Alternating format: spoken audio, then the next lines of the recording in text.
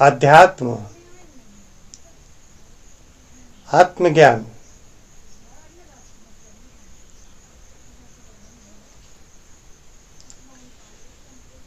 दृष्टा बना देता है। मन शून्य हो जाता है, मन में कोई इच्छाएं ही नहीं होती। और जब मन में कोई इच्छाएं ही नहीं होती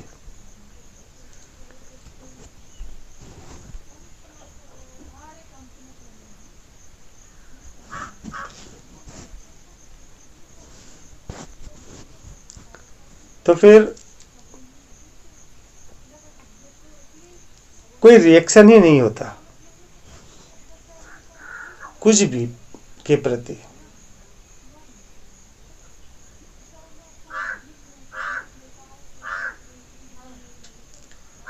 जो हो रहा है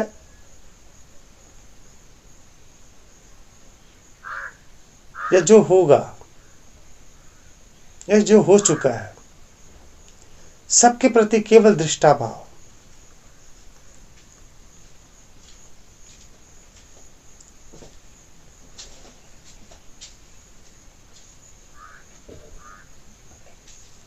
अध्यात्म का यही तो ब्यूटी है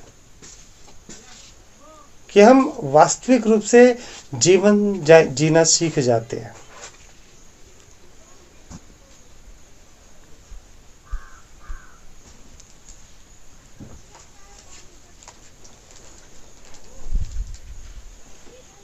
अध्यात्म इसलिए नहीं है जो हम सोचते हैं ना कि मोक्ष और दर्शन और ये वो, बिल्कुल भी नहीं। अध्यात्म इस जीवन के लिए, ये जो जीवन चल रहा है उसके लिए।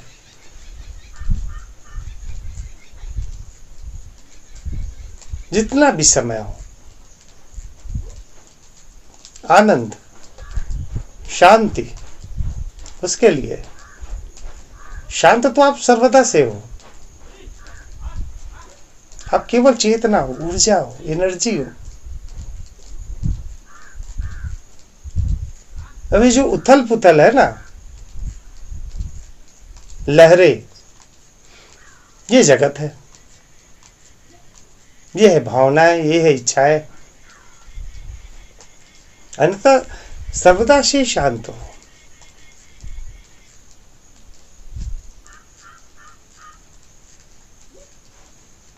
कोई चिंता नहीं, कोई परेशानी नहीं, कोई दुख नहीं, कोई सुख नहीं, कोई रिएक्शन नहीं।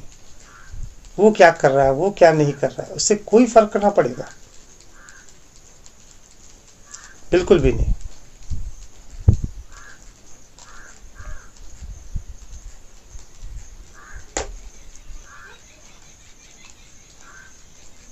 श्री कृष्ण पांडवों के साथ थे तो क्या वो हर पल ज्ञान देते रहते थे?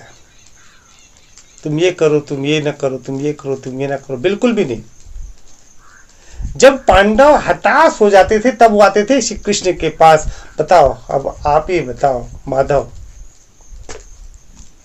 हे कृष्ण आप ही कोई रास्ता बतलाओ, अब क्या किया जाए। हम तो मार ही नहीं पा रहे विष्णु पितामह को, हम मार ही नहीं पा रहे कर्ण को, हम मार ही नहीं पा रहे द्रोणाचार्य को, करना क्या है बताओ। तब श्री कृष्ण बतलाते थे, वो जाके नहीं बोलते थे अभी ऐसा करो, अब इसको ऐसा मारो, अब इसको तीर को इतना चलाओ, इसको ऐसा चलाओ, बिल्कुल भी नहीं। उनको कुछ नहीं, केवल घोड़े चलाने हैं, सारथी बनना है, और सारथी बन के बैठे रहते थे। अर्जुन जहां कहते थे श्री कृष्ण वहां पे लेके जाते थे बस, और कुछ भी काम नहीं था उनका। तो आप वही सारथी हो जाओ अपने घर के।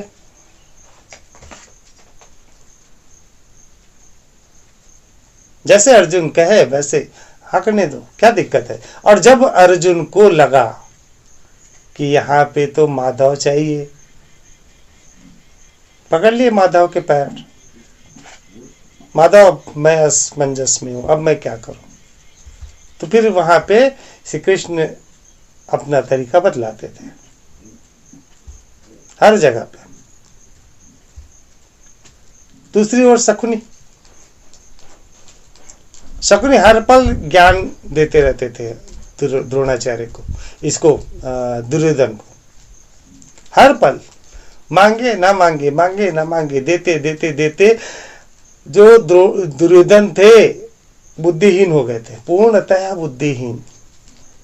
उनको पता ही नहीं चल पाता था कि क्या सही है क्या गलत। वो तो कितने कौर खाने खाना है उस तक डिपेंडेंट हो गए थे। ये खाना है, ये नहीं खाना है, ये चलना है, नहीं करना है, सब कुछ उनके ऊपर डिपेंड हो गए थे। मरा कौन? दुर्योधन।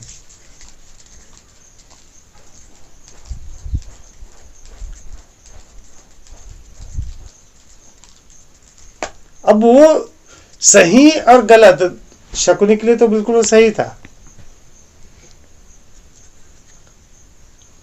शकुनी के लिए बिल्कुल सही था। लेकिन दूसरी ओर श्री कृष्ण यदि कोई बात कहते थे तो सब लोग पहले उसको समझते थे, ये क्या धर्म विरुद्ध तो नहीं है, क्या ये करना सही होगा, क्या ऐसा करना। जब सबका आकलन कर लेते थे तब वहां पे निर्णय होता था, ठीक है ये किया जाए, और उसके पहले भी रोक लेते थे। और जब वो फिर हताश हो जाते थे तब वो उस चीज को अप्लाई करते थे।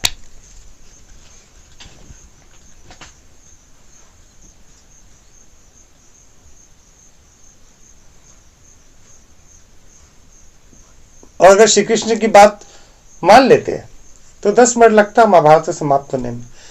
बोले ये ऐसा करो, ये खत्म, ऐसा करो। कितने योद्धा थे वहां पे? 7-8 ही तो थे ना मुख्य योद्धा। तो 1 मिनट एक योद्धा को मारने के लिए। द्रोणाचार्य ये कैसे मरेंगे, भीष्म मरेंगे, तो सामने खड़े कर देते थे, यहाँ पे इस जगह पे ऐसा मारो तो भी मर जाएंगे, खत्म। फिर दूसरी ओर चलो इसको मारा जाए, इसके लिए तुरंत इसको झूठ बोल देने का है, तुरंत झूठ बोल दिए, तुरंत हो गया। तीसरे ऐसा हो जाता है, 10 मिनट में युद्ध खत्म हो सकता था। सलाह देते रहते तो जब उनको सलाह की आवश्यकता थी तो उन्होंने श्री कृष्ण से सलाह ली, तब उन्होंने श्री कृष्ण ने सलाह दी। यही बात आप जीवन पे अप्लाई कर लीजिए। बच्चा जब छोटा रहता ना, मम्मा ये क्या है, मम्मा ये कैसे है, मम्मा ये क्या करना है, आप जवाब देते थे। जबरदस्ती का बोलते थे क्या? अब वो बच्चा को उसी हिसाब से रखे। जब वो बोले मम्मा ये क्या करना है, आप बिल्कुल है, आपको इंतजार है कि जैसे हर 2 मिनट में पूछते ना वैसे ही अगर पूछते रहे, चलते रहे, नॉट पॉसिबल।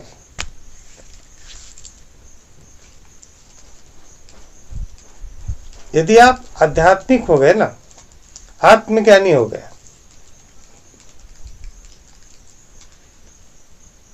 तो कोई भी बात ना आपको सही लगेगा ना आपको गलत लगेगा, ना कोई सुख होगा ना दुख होगा, ना अच्छा होगा ना बुरा होगा, केवल घटनाएं होंगी, केवल घटनाएं।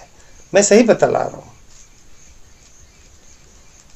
कोई मुझे पूछता है कि ये बात सही है या ये बात गलत है, तो मैं उनको उस बात को सही रूप में भी प्रदर्शित कर सकता हूं और उसी बात को गलत रूप में भी प्रदर्शित कर सकता हूं। किसी भी घटना को, विश्व की किसी भी घटना को, जो घटनाएं हो रही है, जो घटनाएं हो चुकी है या घटनाएं होने वाली है, इसके सही या गलत दोनों रूप से ही बतला सकता हूं। तो आप किस हिसाब से परिभाषित कर सकते हैं कि ये बात सही है, ये घटना सही है, ये घटना गलत है। ये व्यक्ति की सोच है। ये व्यक्ति की सोच उसके स्वभाव के अनुसार, वहां की परिस्थिति के अनुसार भिन्न भिन्न होती है हर एक के साथ, चाहे धर्म के क्षेत्र में हो, चाहे व्यक्तिगत जीवन के रूप में क्यों ना हो। हर घटना के 2 पहलू होंगे, वो सही भी हो सकता है, वो गलत भी हो सकता है। बस हमारे सोच का नजरिया वैसे ही हो। यदि आप तामसिक होंगे तो उस घटना को दूसरी तरफ से देखेंगे, यदि राशिक होंगे तो राशिक में वो घटना दूसरी दिखलाई देगी, सात्विक होंगे तो वो घटना अलग दिखलाई देगी। एक ही घटना है। तो किस बात को आप कह सकते हैं कि ये घटना, ये बात सही है या ये बात गलत है? यदि आप आत्मज्ञानी हो गए तो आप इन सब से मुक्त हो जाओगे। सही गलत के फेर से मुक्त हो जाओगे, निश्चित मानिए।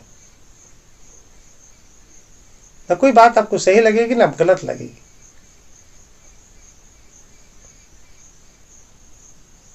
केवल घटनाएं होती है दीदी,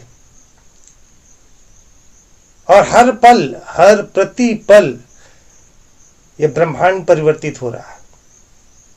और ये जो पल है जो बीत जाता है, हर पल जो बीत जाता है, ये दोबारा कभी नहीं होगा।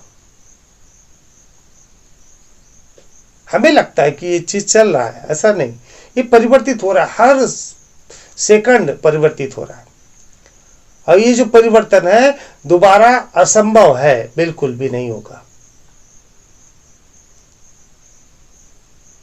पृथ्वी लगा रही है सूर्य के चक्कर, और सूर्य लगा रहा है अपने सौर मंडल के चक्कर, इसके चक्कर, आकाश गंगा के चक्कर, मिल्की वे के चक्कर। मिल्की वे उसको करोड़ों साल लगते हैं, और मिल्की वे भी अपने सुपर क्लस्टर के चक्कर लगा रहे हैं, क्लस्टर सुपर क्लस्टर यूनिवर्स।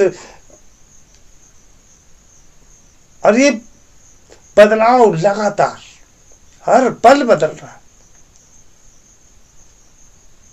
आप रिजिट हो गए कि अब आपने जान लिया कि ये चीज सही है तो ये चीज सही है, तो ये चीज गलत है तो ये चीज गलत है। आपने परिभाषित कर लिया। युग परिवर्तन हो रहा है। त्रेता युग में वचन पालन बिल्कुल सत्य था, बिल्कुल सही था। जब राजा दशरथ ने कैकेयी को वचन दिया था, उसका पालन श्री राम ने किया, बिल्कुल सही था। समाज के लिए कल्याणकारी हुआ, रावण का वध हुआ, एक नई मर्यादा, एक नए प्रेम त्याग समाज में स्थापित हुआ। वही वचन पालन द्वापर युग में आकर इतना क्रूर क्यों हो गया?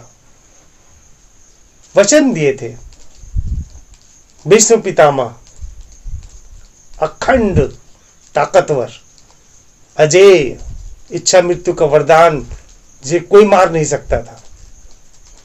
मैं अपने पिता की प्रतिज्ञा लेता हूं कि हस्तिनापुर के प्रति समर्पित रहूंगा। एक अंधा राजा बना बैठा है, उसके सामने पाप हो रहे, उनकी बहू का वस्त्र हरण हो रहा है, वो खड़े नहीं हो पा रहे। भीष्म पितामह एक बाण से पूरे ब्रह्मांड को हिलाने वाले भीष्म पितामह बैठे हुए हैं। गलत हो गया ना, वो वचन पालन गलत हो गया ना। मतलब क्या हो गया? वो चीज त्रेता युग में बिल्कुल सही था, वो द्वापर में आके एकदम कलुषित हो गया। तो आप ये कैसे सोच सकते हैं कि ये बात सही है या ये बात गलत है? युग परिवर्तित हो रहा है। जो आप सोचते हैं सही है, बिल्कुल हो सकता है कि गलत हो। आज के युग में चिट्ठी लिखते थे ना हम लोग अंतर्देशीय कार्ड में, आज लिख पाएंगे क्या चिट्ठी? एक मैसेज करोगे व्हाट्सएप तुरंत पहुंच जाता है। परिवर्तित हो गया ना युग। तो परिवर्तन आवश्यक है समय काल के अनुसार से। तो किसी भी एक को लेके कि ये सही है या ये गलत है, इसीलिए कहते हैं कि सभी आत्मज्ञानी हो जाए, सभी जान जाए स्वयं को, फिर उनको आवश्यकता ही नहीं होगी। हर जीवन आपके लिए उनके इतना सरल हो जाएगा, इतना सरल कि पूछे मत। कितना आसान था श्री कृष्ण के लिए जीवन जीना, और कितना कठिन था अर्जुन के लिए, चाहे वो दुर्योधन के लिए क्यों ना हो। हर एक के लिए जीवन कितना कठिन था, और श्री कृष्ण के लिए एकदम आसान। जहां उनको पहुंचना होता था वहां पे वो पहुंच जाते थे। कभी वो मथुरा में, कभी हस्तिनापुर में, कभी द्वारकापुरी में, हर जगह पे, कभी मगध में, हर जगह पे कृष्ण कृष्ण।